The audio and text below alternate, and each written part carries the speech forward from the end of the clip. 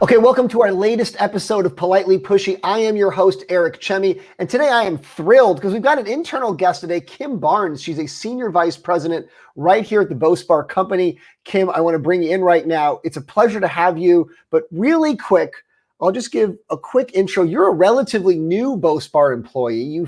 You've worked in the industry for a long time, not that long, because you're pretty young, obviously, from the videotape here. I see you're laughing, but you've worked a decent enough time to have a very good sense for what goes on in the industry, what works, what doesn't work, how PR is gotten done on the ground level, the stuff that people don't see at the high level. You're in that nitty gritty. You see where the mistakes happen and where the wins and losses are. So thanks for coming here and joining me on the show today.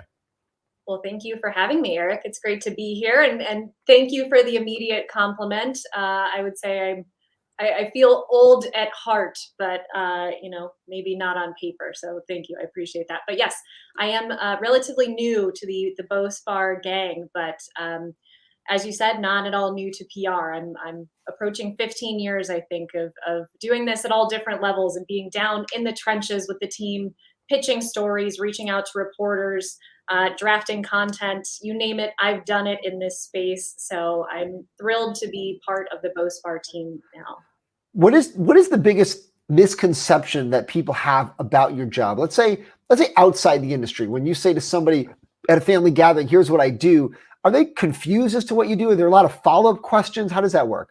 Yeah, absolutely. I've been doing this a long time, and my family, including my husband, still don't really understand what it is I do. You get one of three things. It's, oh, so you're a journalist?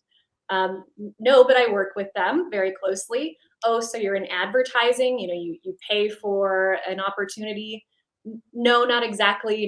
We work to find really high caliber opportunities that are what we call earned coverage. So things that might appear alongside an advertisement and just have just as much impact, if not more.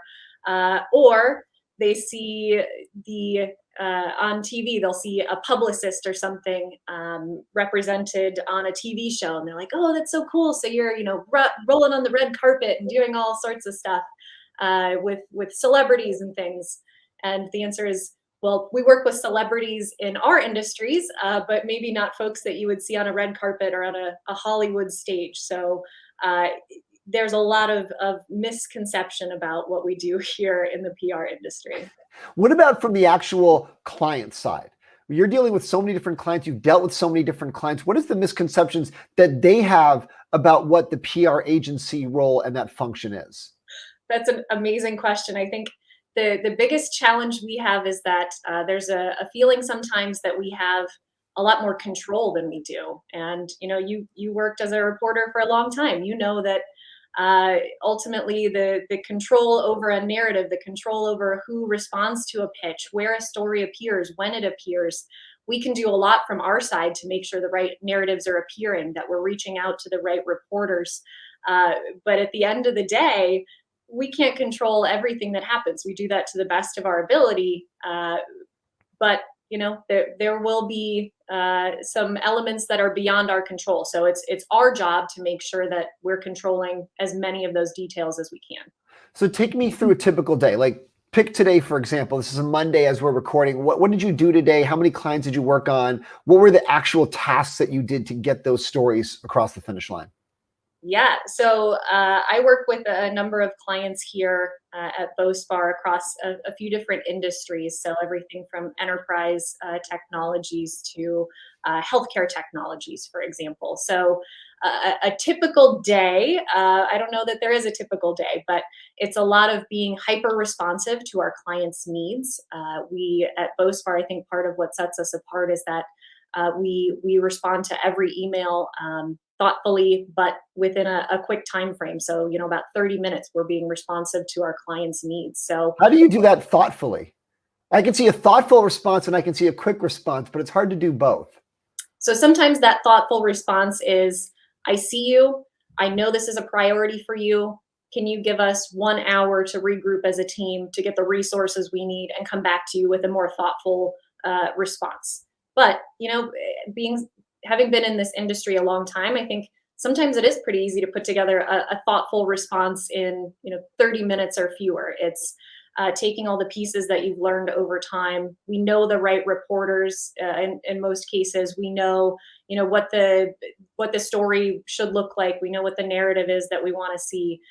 So it's just putting together those elements as thoughtfully and quickly as possible, sort of like doing a puzzle as quickly as you can. You know what the answer should look like. It's just a matter of how quickly you can put those pieces together. How much copy and paste is there in your job? Oh, I don't mess with the copy and paste. It's in my brain. Maybe I'm copying things that old files that live in my brain.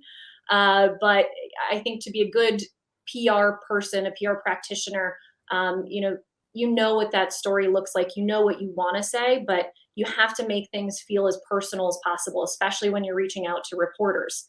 Again, you've seen how many thousands of pitches in your years doing this.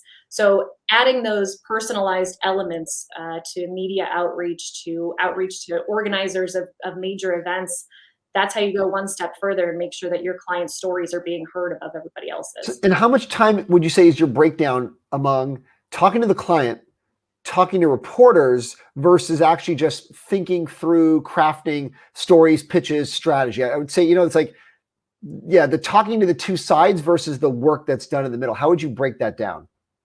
I think preparation is a huge part of making sure that a story comes together the way you want it to. So I think, there is a lot of time that needs to be spent just thinking. I mean, at least half of your time needs to be spent on a campaign thinking through what is, especially at my level. So thinking through what is the strategy, what is the approach we want to take here. And, it's sort of like the PR equivalent of measure twice, cut once, only we're measuring, 87 times and then cutting a few times depending on the feedback we're getting from reporters. So you need to have an agency that's going to be strategic, that's going to be thoughtful, and not just sort of blasting scattershot your story out to whomever might be interested in seeing it. And how do you find companies measure success? Because some companies, they want any press they can get. The phrase, right? No press is bad press, or all press is good press. There's some companies that are like that. There are others that are very thoughtful, organized, planning. They're way out into the future in terms of what they want, and maybe they want one singular piece of good press. And then there's everyone in the middle. Do you find that you like a certain kind of client better than others? Do you find there tends to be a style that most companies want? How do you measure success? Yeah, that's a great question. And PR is something that's incredibly difficult to measure. It's a lot of tech companies have tried. There are a lot of AI powered gadgets that folks are trying to sell to us to help us measure what we do. There are tools that measure share of voice versus your competitors, for example. But to your point, that's measuring quantity more so than quality. My counsel to clients is that we need to have a thoughtful mix, right? We need to make sure that there are a lot of eyeballs on things sometimes, but also that they're the right eyeballs. You could have a story that's very targeted to a specific trade or a specific customer vertical. And maybe, that publication only has a reach of 9,000, but those are the right 9,000 people for your business. Whereas if that same story appeared, in Bloomberg or on a huge business stage, you'd have a lot more eyeballs on it, but maybe it's getting lost because it's not as targeted of a hit for clients. So those are interesting debates, I imagine, trying to convince them of certain outcomes, right? Because it is more of an art than a science. And sometimes the end result is even further out in the future. Like, okay, you got the coverage, and maybe we agree, okay, these 9,000 was better coverage than this 100,000. But the whole point is we're trying to make money here, right? We either got to get in some deals or we got to get in customers, either vendors or customers, right? We got to get something going, or investors, people are going to buy our stock. So we got to turn this into some sort of monetary number. And my guess is now it becomes almost impossible to try to figure out the value of that success. Then we're really into the art instead of the science at that point. That's right. There are some tools if, for example, you have a widget built into your website that says, how did you hear about us? And there's that drop down menu. And one of those is, I heard about you in press or on TV or whatever it is. But it is really hard to measure that. And I think that's why we prioritize building these long-term relationships with our clients so that they can start to see over time really the value of what we're doing, and that we're never satisfied here at BoSpar. So it's, we set the bar here this quarter, let's reach even higher the next quarter and build on this thoughtful campaign that we've developed with you guys over time. Are there pieces of advice that you wish companies would have before they engage with a PR agency, while they're engaged with a PR agency? Are there certain things that you almost wish you could give a handbook or a manual and say, hey, this is the client manual. This is what I want you to know as you're working with us? Absolutely. I think the most important thing that a client can ask themselves before they engage with an agency, while they're engaged with an agency, and really they should be counting on the agency to ask them that question as well, is why? We get a lot of inbound leads where, clients think that they need coverage in this place right now. And when we ask why, you find that as you're digging a little bit deeper, there's not a great answer to that. So it's incumbent on us to ask those questions and figure out, why are we targeting this specific market? What's the story here? How do we make sure that we have all of the assets we need to help you tell that story? Is this the right story to be telling? And is this the right audience for you to be reaching out to? So always ask why is my biggest piece of advice.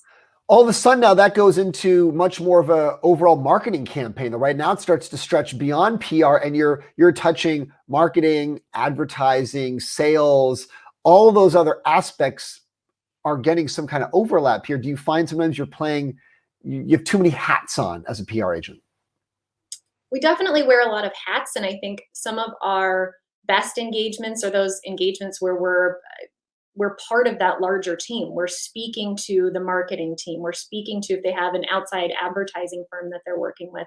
Because at the end of the day, it's one campaign that we should be running here. We need to make that as cohesive as we can and determine what are each of those partners doing to help drive the results that we're looking for, and how can PR be a thoughtful part of that. And then the flip side, working with journalists. See, there's never a question that says, how do you tell journalists how to work with PR agencies? It's always the other way around, right? It's like, what do PR agencies need to know about working with journalists? Because we sort of operate in the sense that the journalists have all the power. They don't need the PR agencies. They don't really care what they think. They control the stories. They have the pen. It's their byline. They get to decide what's in their stories. Do you ever find that it turns the other way sometime? Or do you always feel like, no, I'm basically always asking the journalists. They always have the power? I think if we're doing our jobs correctly, we should be thinking about ourselves as allies as much as possible. And, we're trying to make reporters look good, just the same as, they're trying to make their publication look good. They want to break that story. We should be working with reporters, with producers, to make sure we're hitting them with stories that are going to help set their outlets apart just as much as set our clients apart. So it's just about knowing who those right targets are, and knowing what kind of story you need to be selling them, so that when somebody sees BoSpar pop up in their inbox, that's an email you're going to open, because you know that this is an agency that knows the story for your audience. What is it like? So speaking of BoSpar, what is it like to focus specifically on tech companies, right? BoSpar is a tech company focus, and there's all kinds of agencies out there. Some are generalists, some just do the massive, big, blue chippers. Others do all the sectors, right? Every sector in this economy has a focused PR industry around it. What is it like for you to be focused on tech? That's a great question. I think when I came into BoSpar and, I was told we're going to be focusing on tech, I thought that it would be a lot more, siloed. To your point about there's an agency for everything, but, what I've learned so quickly is that just because we're a tech agency, we're still touching a huge range of different types of audiences, different types of outlets. So what I've learned is that, tech is everywhere. It touches every part of our lives in a different way, whether you're speaking to enterprises, you're speaking directly to consumers. There's more than meets the eye when you think about, working in a tech PR agency. A lot of technology is intangible. You can't touch it. You can't pick it up. Obviously, hardware, things like the iPhone, there's a lot of cool tech that is certainly tangible, but a lot of it is not. A lot of it is truly the power of the code and the intellectual property, the talent of those companies. How do you tell those stories where there is nothing that you can see, nothing that you can show a journalist or an end user of that story? It really, again, goes back to that question of why. Why does this company exist? What is the business value they're delivering? What is the value to the consumer? So thinking beyond, what is this piece of code or what is this widget that we're selling? It's what impact does it have on markets, on consumers, on huge industries, and telling that 10,000 foot view of the story instead of focusing in on a line of code. What do you tell clients who say, hey, what's the percentage chance that I'm going to get into, X particular publication? Do you give a number? Do you say, hey, it's 95%, it's 20%, it's 50-50? Like, how do you help give odds to someone who are trying to set expectations for the likelihood that they're going to get the press they want? Yeah. I tell them, we have a good gut feeling about something. Certainly anytime you're putting a giant dollar amount onto something, that's a story that we know is going to have legs. If we're talking about something that impacts broad audiences, lots of consumer kind of stories, those usually have pretty good legs. At the end of the day, though, there will always be unknowns on our side. You could have an interview set up and a breaking news event happens and that interview doesn't come to fruition. There will always be things that are outside of our control. So again, it's about controlling what we can. I err on the side of under promise, over deliver. That's the Midwesterner in me, the more conservative side of me. But I think it's about building a partnership where clients understand that you're an expert in this space. You want them to succeed. You're going to do everything in your power to make this story happen with the audiences that are going to matter to them. You're a Midwesterner in the tech space. There's not a lot of Midwesterners that are doing that. Do you find, I always think of Midwesterners as being pretty polite, right? And there's good manners and there's all of that. I'm from Los Angeles, so I didn't really have that in California. And a lot of these tech companies, they don't have a lot of that. They don't actually have a lot of good manners, and there's not a lot of patience. There's a lot of, go, go, go. We got to get results. We got to do this. What is it like for you? Because even just talking to you, you're chill, you're calm, you're thoughtful. My guess is a lot of your clients are not that. They're just like, I need this right now. I need it yesterday. Yeah, yes. And I think what works about my style, and not to generalize, but I think a lot of Midwesterners in general, we're very personable people.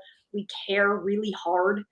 So it's about, asking the right questions, kind of getting folks to settle a little bit and say, we're in this together. I understand that there's a sense of urgency around this. Let's talk about why that is, and let's figure out what the right approach is together, because the last thing we want to do is shoot first and aim later. We want to be sure we have the best strategy that we can have before we actually go out with a campaign. What are some big wins in your career that you're really proud of?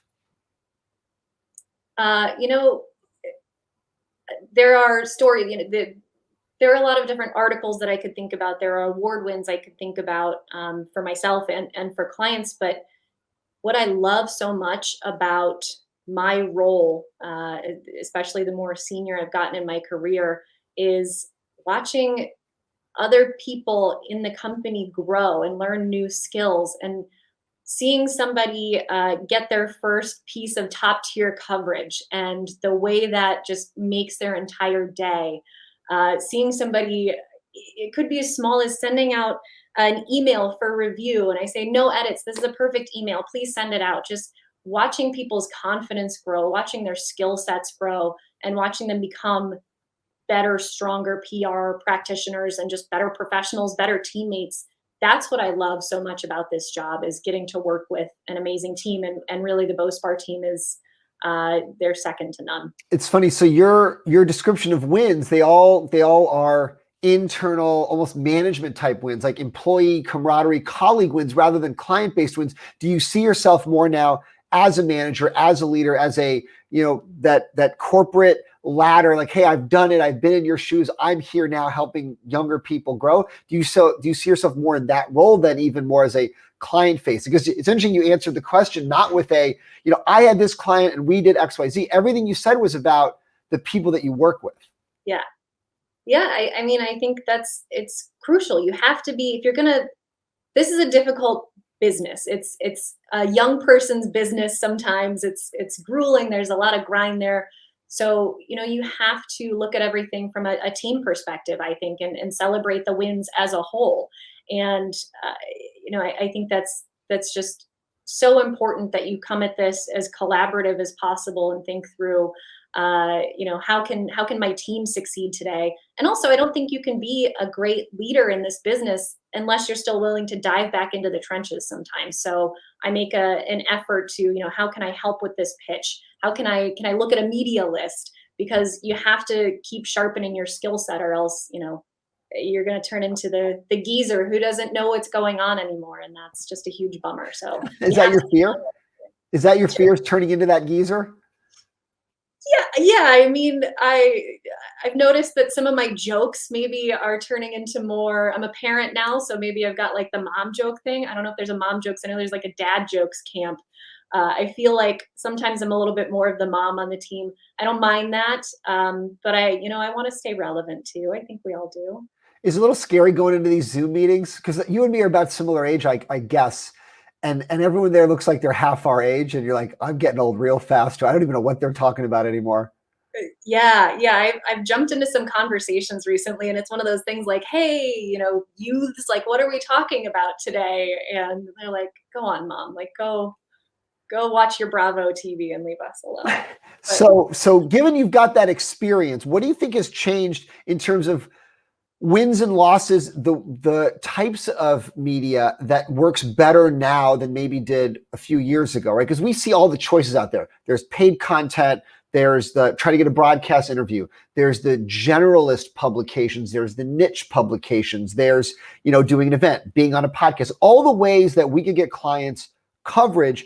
There's, a lot of options for them. Are you finding that there's an underrated option or two that companies are not taking advantage of, but have huge success? Yeah, I think to be successful right now, when I started, it was, everything was an earned opportunity. We didn't hire PR people so that we could go out and pay for content. It was all about working with reporters and getting those earned opportunities. But today, there are more publications, but fewer people at each publication. There's an outlet for everything, but there could be two people working there. So they're inundated with content. Top tier newsrooms have just been annihilated in recent years. So thinking through a combination of what we call the peso model, which is paid, earned, shared, owned. So what did you say, peso model? Oh, that's the acronym, PESO? Yes, okay. Acronym, paid, earned, shared, own, peso. So there are more and more contributed content opportunities, which are great because that allows you to own the narrative, which is, rare in this business on the earn side of things.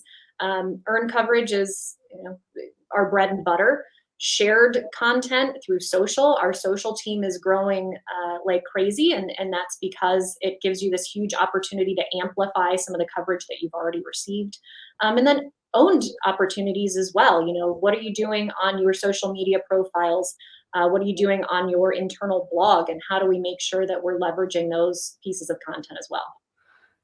So there's a lot of choices there. Yeah, paid or okay. So PESO, but do you find that's like companies need to take advantage of one versus the like? Is there one or two that you find companies don't do enough of one of them, and if they did more of that one, that would be like an instant ROI improvement for them?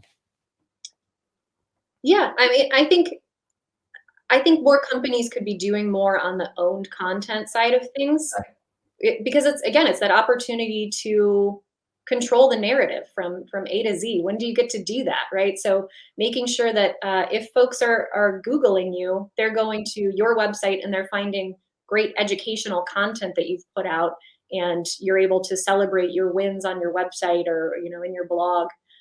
So making sure that you're not ignoring your own owned assets in favor of letting the media do the work for you. There's some internal work to be done as well. You mentioned something really interesting. There are more outlets these days, but fewer people at each outlet. And you're right. There are a lot of outlets that have like two people. And you don't realize it at first when you start looking at those bylines and you see it's the same byline over and over and over again. And you go to their site and you realize, is this just a one-person operation, that it's somebody with a website and they do all the articles themselves? So it's a weird dynamic, right? Because you're right, it's not, there's few publications with hundreds of employees at each. How does that dynamic change your job? Does it make it easier? Does it make it harder? Because I could see an argument to go either way. It depends on the type of story you're trying to tell. Okay, tell me. Give me the story where it's easier and the story that's harder. I mean, the story where it's easier is anything, like, again, anything with a big dollar amount, anything with a big number on it. You know, you can fire that off, and most people are going to be interested in that. There's still, of course, a lot of thought that goes into figuring out who the right people are at those outlets. But it gets harder, you know, when you want to tell a really targeted, thoughtful story, and you need to figure out, you know, this reporter, there are 2 reporters at this publication. How many emails is this person receiving a day? How do I cut through that noise? You know, you look at some of the big top tier publications, where there used to be, you know, 20 reporters covering one beat. Now there are 5. So you're taking all of that email traffic, all those phone calls that used to be directed at X amount of people are now, you know, 1/4 of that. Oh, I see. So you're saying it's harder because all the traffic is going to fewer people, whereas before, if you had 20 reporters, you only had to get one of those 20 to agree to do your story, and each of them probably didn't get as bombarded.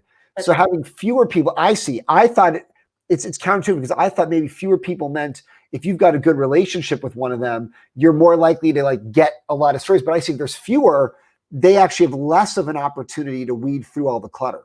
Yeah, I mean, it's like fishing. I don't, maybe that's another Midwestern analogy, but there are, you know, fewer fish out there right now, and we need to make sure that we're using the right bait, the right lures. You know, we're going out at the right time of day. There aren't too many other boats and fisher people out on the water. It's a combination of, you know, finding the right fish, finding the right way to hook that fish, and making that fish your buddy, so that when you come back, they're like, oh, they've got the good bait, I'm going to go back to that person. How much is this a relationship game versus a content game? Because my guess is, and correct me if I'm wrong, most of these pitches are done through email, and you're emailing people that you think will be receptive, journalists that you think will be receptive. How much of it do you think stories get done because the content of that message is good versus that journalist knows who you are and they were going to open your message anyway? I think having the good relationship is a huge part of getting the person to open your email. But if you have garbage content inside to offer, they're not going to tell that story just because, you know, they've known you for a long time. So you can't take your eye off the ball. You can't get lazy in this game. You have to make sure, you know, I know that this is the right story for you for these reasons. Because if you start to take advantage of that relationship, you know, your emails are going to start falling to the bottom of the inbox just like everybody else's. And lastly, before we go, final question, advice to all these super young people that you don't know what they're talking about half the time. People getting started out in the industry, they want to get to you one day. They want to be, I'm going to be a senior vice president in 15 years. What do they need to do starting out to get themselves on the right track to get to your point in the future? I think it's all about asking good questions. If you don't know the answer to something, that's okay. You know, get in there, get your hands dirty. If something doesn't make sense to you, that's actually a good thing, because maybe that also doesn't make sense to our potential audience. And just because, you know, you have 7 other people in the room who all understand what's going on, maybe we've just lived in this space too long, and maybe we're not speaking the right language to get in front of a bigger audience. So my biggest piece of advice to newcomers is just ask why. And if you don't understand why we're doing something, tell us. These are good advice points. A lot of people are not asking questions because they don't want to look dumb, because it's like, oh, I think everyone else knows the answer, so I'm just going to keep quiet. But usually I find if I don't know, everyone else in the meeting doesn't know either, but no one wants to speak up. So I think that is good advice. Kim, I appreciate the time today. It's been fascinating to have this conversation. The time flew by. This was great. It really did. Well, thank you so much, Eric, and I'll see you soon. Of course, see you soon. That was Kim Barnes, Senior Vice President right here at BoSpar. Thank you again to her for joining us on the show. And thank you all for listening, for watching. I'm Eric Chemi, your host. We'll see you next time.